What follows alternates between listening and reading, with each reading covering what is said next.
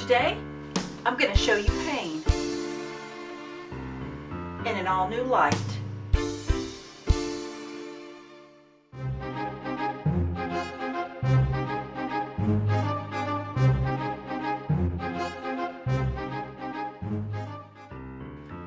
Greetings, I am Laureen, and welcome to Your Light. If you want to raise your level of perspective, live a more mindful life, and learn more about personal development, growth, and all that kind of good stuff, start now by subscribing and hitting that bell so you don't miss anything. Okay, pain. The most unwelcome visitor, uninvited and often disguised. The arrival of pain can make for an extremely uncomfortable and often tense period of our life. Pain, whether it's physical, emotional, or mental, is a powerful device that demands our attention. It seems that on the spectrum of life, pleasure just doesn't quite measure up the same. We often can just ignore it, but pain, it insists that we listen. But what does it have to say? And why should we listen?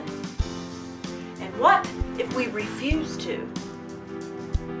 I promise that you'll not only get the answers to those questions, but that in just 5 minutes, you'll be feeling more appreciative and empowered to tackle whatever comes your way today.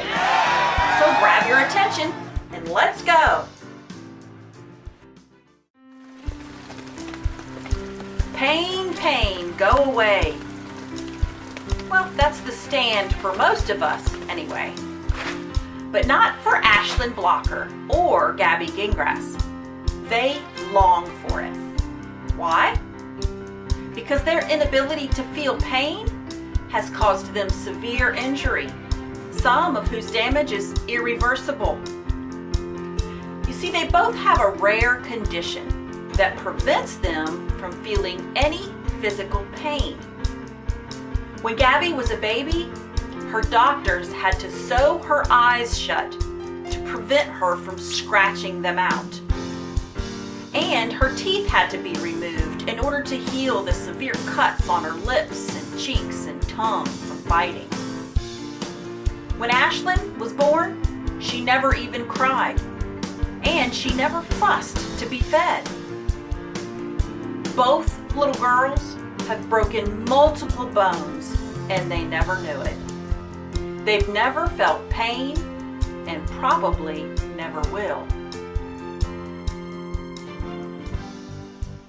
Now, if you were to talk to Gabby's and Ashlyn's parents, you would find out that they would pay any price to have that alarm system that pain brings.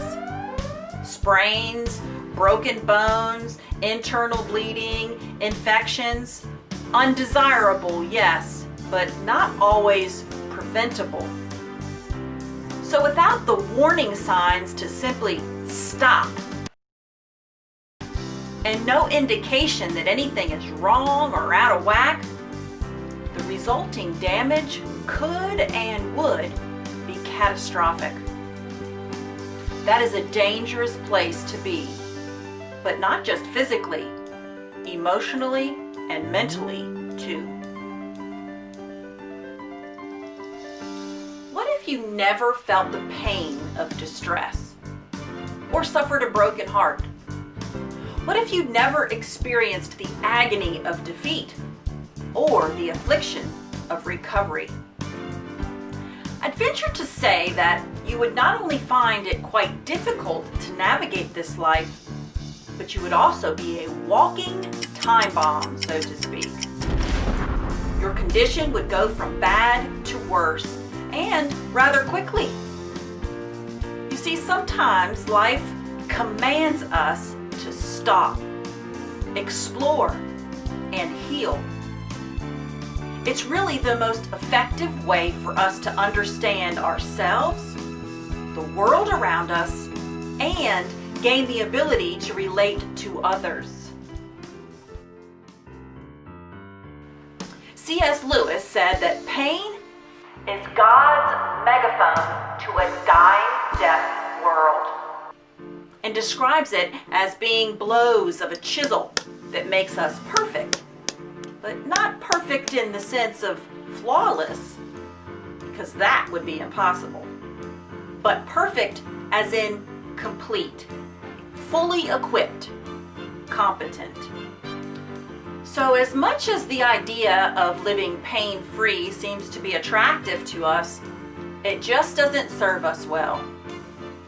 As a matter of fact, being too comfortable actually inhibits our growth by preventing us from seeking more than what is at present, and most times temporary. In other words, we get trapped in complacency, or what I like to call the pacifier problem. A baby may suck away at it for a time, but eventually they will certainly need the real thing, if you know what I mean.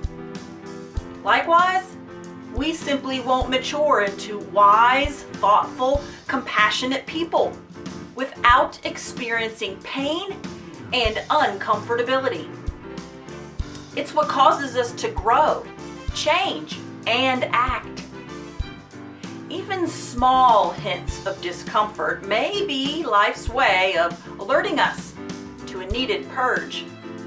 And the warning signs of heartache act as a protection, preventing us from continuing down a road leading to self-imposed smugness, which would ultimately usher in a very cold, empty, and downright short and lonely life.